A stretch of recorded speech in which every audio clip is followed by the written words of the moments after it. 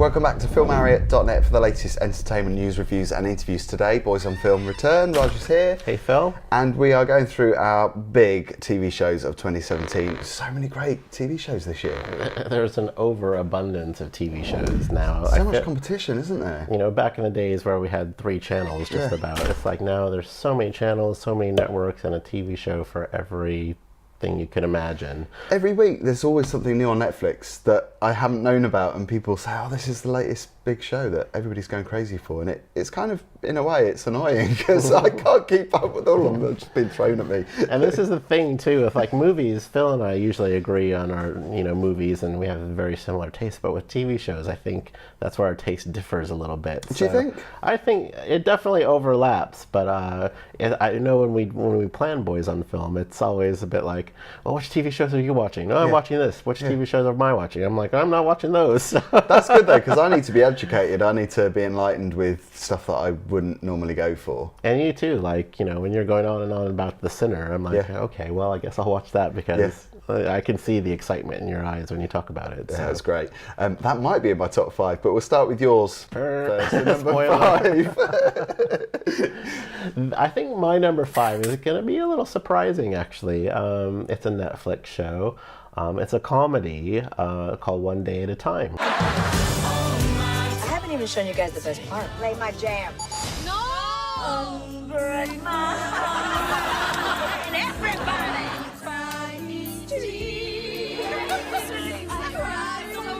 I don't think One Day at a Time nearly got the recognition that it deserved. And it was kind of one of those TV shows, which is a remake of a 1970s sitcom about a single mom raising 2 kids in a small apartment building. But with this remake that they made of it, they've put a little bit of a twist on it. They've brought it into obviously the current age, and they've made a Latino spin on the show. And it stars Justina Machado in it, who's a brilliant actress. So you've seen her in things like 6 Feet Under.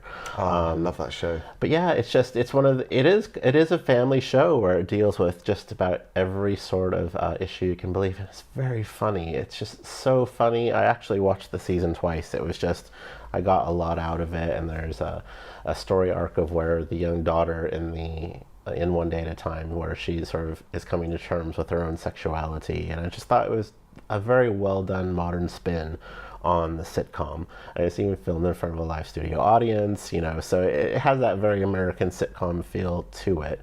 But I just don't think it got the recognition it deserved. And the cast is wonderful, and the stories are very well written, and you laugh, you cry, you really feel for these characters and what they go through. So yeah, that's my number 5. Well, you're saying it's not got the recognition. I never heard of it.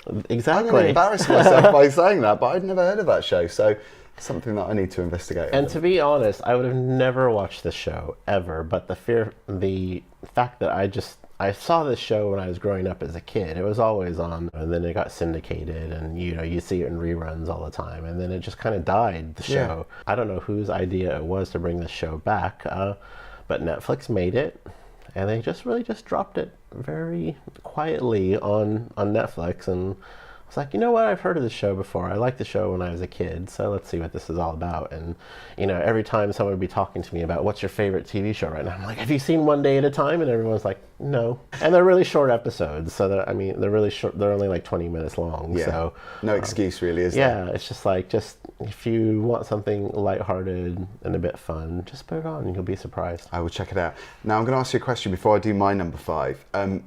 Would you put a TV show or movie that you would consider, I hate to use the term because I don't agree with it, but guilty pleasure? Because I think you should like something regardless of whether it's critically acclaimed, or if you get enjoyment out of it, you should like it. Would you put something like that in your top 5? Well, my number 5 was a toss-up when I had to really get these down into, when I had to get this down on my list. But my number 5 was a toss-up between One Day at a Time and Fuller House. Okay. Because Fuller House is definitely a guilty pleasure for me. When I was a kid growing up watching Full House on TV, and you can still see all those episodes on Netflix. They're so great, and they're wonderful. It's very family friendly, and but I grew up with these characters. But and whenever they do, I think Fuller House is in season 2 or 3 right now, and whenever it comes out, I binge watch the whole thing, and I watch the season twice, and I love it. So it's very much a guilty pleasure for me. It's not really cool, but... No, who cares though? Yeah. Well, my number 5 is a guilty pleasure because although it was a big hit for the BBC, it's not necessarily something that I would think was perfect. I think it is flawed, but it is the BBC show which is Dr. Foster, big drum roll, mystery drama. Did you see Saran Jones in this? No. See, we have different top 5s. Yeah. I don't take well to people who lie to me. Well, this is a drama, BBC drama starring Saran Jones, who of course was in Coronation Street. That's what she's well known for, that role. She's done a lot of things since. Quite a high profile role for her because it's a really dominating character.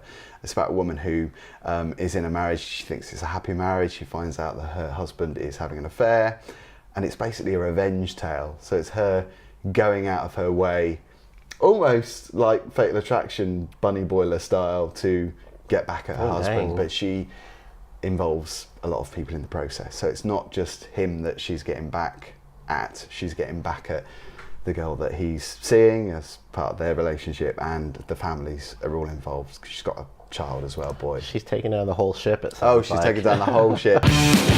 Hopefully, it will be peace and quiet from now on. And believe me, it gets very dramatic. Season 2, because there's 2 series, is probably more exaggerated and more over the top because they've got to, you know, crank up the drama. It's pretty dramatic stuff for the BBC. It's quite full on. I might have to check out a few episodes then. I really enjoyed it. Like I say, it's flawed. I think some of it is unbelievable, but I just got lost in the bubble. I was just totally engrossed in it, and I found it really enjoyable.